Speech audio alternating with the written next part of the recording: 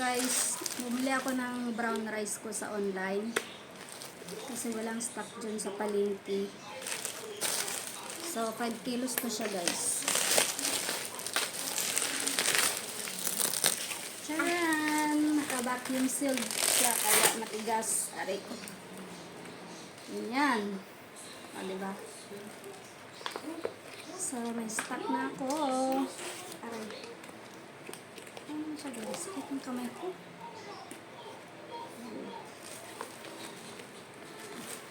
So, yung aking stock.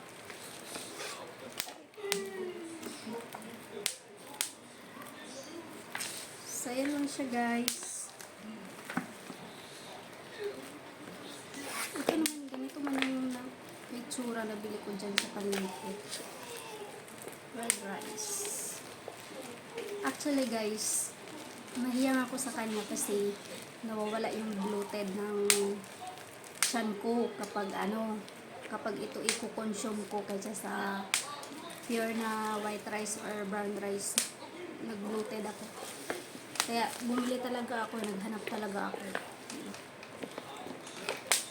Okay.